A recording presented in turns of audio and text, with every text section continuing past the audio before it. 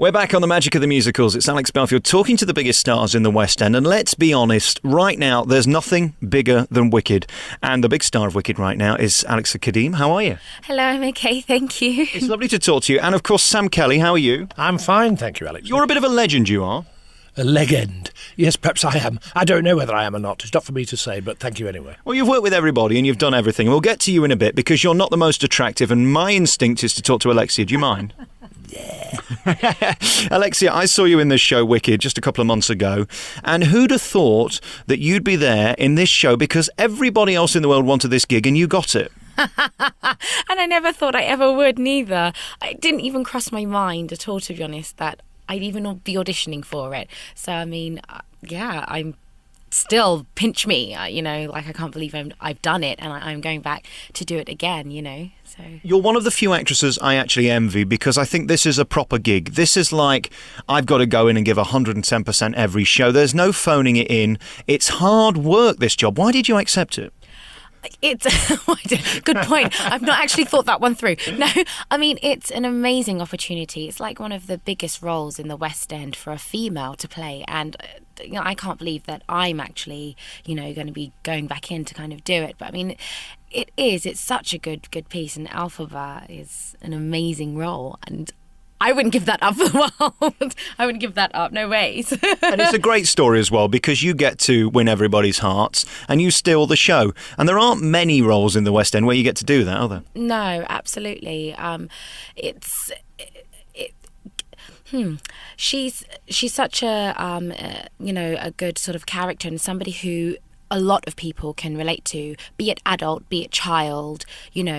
Everyone seems to have this thing for Elphaba, and I think it's because they can kind of reflect themselves within her, like be it that you've been bullied or whatever you've been through in your life, there's that connection with Elphaba, and I think that's why it has so many people come back all the time, because you really can connect with her. You can understand what she's going through.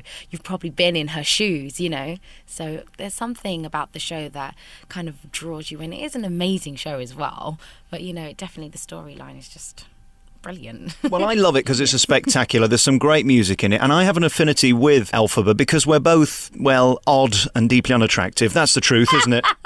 No, you can't say that. No, you're gorgeous. You're lovely. No, she is. She's different because she's green. She's the only one who's green, and that's what kind of makes her different from everyone else. But I mean, she does have that longing to be. I mean, everybody who's, there is always that longing to be accepted, to be, and that's what she longs for, and she tries to find that through the wizards. And I always cry at the end of it. I tell you why, especially the first half, because I feel my man boobs are defying gravity. Defying gravity, it's great. I do like that one. It is good fun. Being able to fly every night is pretty cool, I have to say. And that really does steal the show. And then, of course, we turn our attention to Sam Kelly, who comes on as the wizard. And you're the nice guy as well, but only to a point. Yes, I can't sort of reveal much about him in a way, but he is a nice guy. But is he? And we have to wait and see, really. She finds out.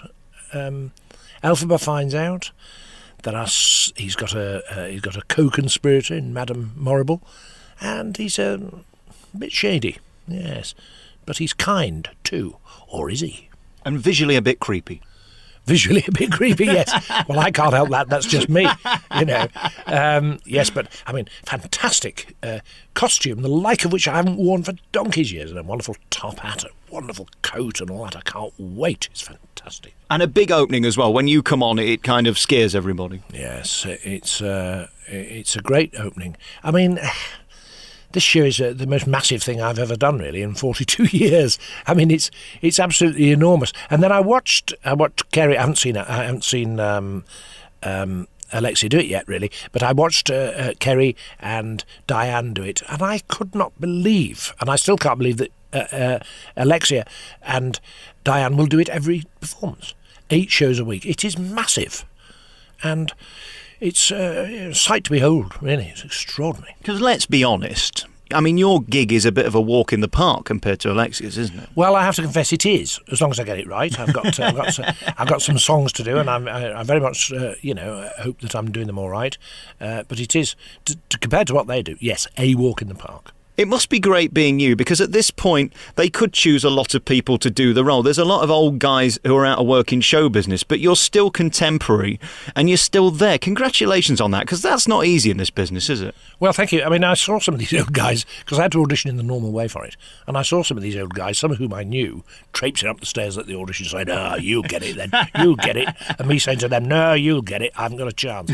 and then I got recalled for a second audition. I thought, oh dear, I'm actually in danger of doing this thing now. So I had to pull my socks up and try to get it, And but yes, I mean, I've been very lucky, and there are lots of actors of my generation still at it. I want to talk to you about the feeling before you go on, Alexia, and how you get in the mood and get in the role. Because really, from the second you come on, you've got to deliver. It doesn't warm up, this show. You've got big numbers right from the start, and they don't seem to stop until the curtain comes down. Firstly, how do you feel before a show, and how do you feel at the end? I think before the show, I'm like, okay, how am I going to get through this? No, I think like initially when I first started, I was kind of like, okay, I have to remain focused, and I remember always kind of getting butterflies just before those doors open and I have to run down at the front. But I think it's just kind of being focused and taking it in bite sizes and not overthinking it, because I think when I panic, that's when it's kind of a bit more like it's harder to get through. And I think just enjoying it and going through the motions, I think that's what kind of gets me through the show, really. And by the end, you're like, oh, phew, I made it. And how do you keep your bottle in the audition when you see all those important people in front of you? And again, like Sam was saying earlier, there's everybody around you who's going, oh, good luck. And they're thinking, I hope she don't get it because I want it. It's an odd feeling, an audition, isn't it?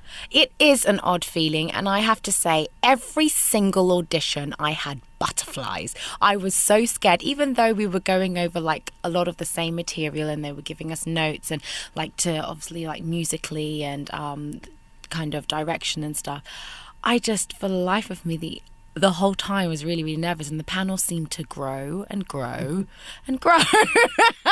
So it just kind of made it worse, so to speak. There was someone new in the room every time, but yeah, no, it's scary. And I didn't actually see any Elphabas while I was auditioning, so I didn't see any of the other people who were also going up for it, to be honest. And let me have a look behind your earlobes, because I'm always nervous to see when I stand at the stage door and I say goodnight to Kerry or whoever it is. I'm always just curious to see, have you managed to get this horrible stuff off to make you green? It's awful, isn't it? Some days I wake up and I'm like, why are my pillows green? Duh. No, it does take a minute. I mean, I tend to put a hat on my head and cover my ears. So, maybe you can't see it now, so I can get a good old scrub when I go home. Because it does like to stay a little longer than than it should. And the one thing I've noticed about this show is the kids have fallen in love with it, and they call me up and they say, can you play a song from Wicked? They ain't saying that about many other shows. There's something about this story that touches kids. Yes, it's the story too. It's not that the songs are hugely melodic, some of them are, but they're amazingly impressive songs. But it's not like Carousel or Oklahoma, where you perhaps go out singing the songs, but they have got such a special quality, the songs in this show, and the lyrics are so brilliant and so meaningful and quite deep, actually, and grown up. And I'm not surprised that everybody wants to hear them. They're fantastic. And the orchestra is so beautiful as well. I mean, the guy who wrote this did Children of Eden, which was another favourite of mine. Just something about the way he writes. And I think the reason that it's still in the top 10 musicals in the world is because he doesn't waste any time with songs that you're thinking, OK, get on with it. Yeah, no, absolutely. I have to say, I mean, the other day I actually sat in the orchestra pit and listened to the music, and it was just phenomenal. It really, really is. Even just the detail and what the music is telling you, let alone the lyrics, it really gets you in the heart. And actually through the lyrics, the story is really being told. Aside from the script and us going through on that journey, the lyrics are doing a lot of the work to support that story. You've been very lucky because before this you were in The Lion King, which is another just spectacular show that just tugs at the heart and has a point to it, as well as being spectacular in showbiz and all that. And this is the same. Can I ask you how it feels? The same with Nala as you're playing with Elphaba. When that pin focus comes at you and you're the only thing on that huge stage and it's all about you with that orchestra playing for you, is there any way of summing up how that feels? You know, when I'm on the stage and it is just me, I do kind of forget that the audience is there. And I really kind of then try to reflect on the words and deliver that. And you do. Sometimes you get so caught up in it emotionally that that's what I think makes it work. And I don't know really how to explain that feeling. You get so caught up in, you become in your own bubble, like it, you know, like the Wizard and I. It's all about Elphaba being in this bubble. Like for the first time, she's been told that, you know, like she actually can make good. You know, she's been shunned her whole life, and for the first time, and it's that whole bubble. It's that same feeling. I'm connecting with Elphaba now, you know, where you're just in that bubble and it's your own world, and you're letting go. The thing I loved about you, and I'll say it to your face as I've said it to everybody else, is your cuteness and your ability. And you need that. We need to kind of fall in love with you. We don't want the best singing, tallest, most gorgeous theatre actress in this. We need somebody who we love and is warm and is cute. And you've got that. Congratulations. Oh, thank you. I don't know what to say now. It's really sweet. I think it's just kind of differentiating the two, the younger Elphaba and the older Elphaba. The first time we see Elphaba coming into her own is Defying Gravity. You know, The Wizard and I'm Not That Girl, that's a different side of Elphaba. That's Elphaba on her own, like in her room, you know, kind of reflecting and thinking through things, you know. But yeah, I think it's important that we get the two different, where she grows. It takes us on her journey a bit more, I think. And Sam, as for you being cute and warm, well, you're funny and you're brilliant. I'm not going to say cute and warm. Oh, you can if you like. I'm quite cute and warm. But you're right about Alexia, because it's those qualities are. I can see watching her. I know she's sitting here, but I can just talk to you. I can see, watching her, what care was taken in the casting of the part, and how right they are. Very important. Congratulations on the show. It's the big show in the West End and on Broadway and everywhere else in the world as well. Wicked is just a great show for the family. And if you want to be uplifted at this time of depression and pig flu and all that's going on, put your woes aside for about 2.5 hours and go and see Alexia and Sam in Wicked. Guys, thank you very much for talking to me.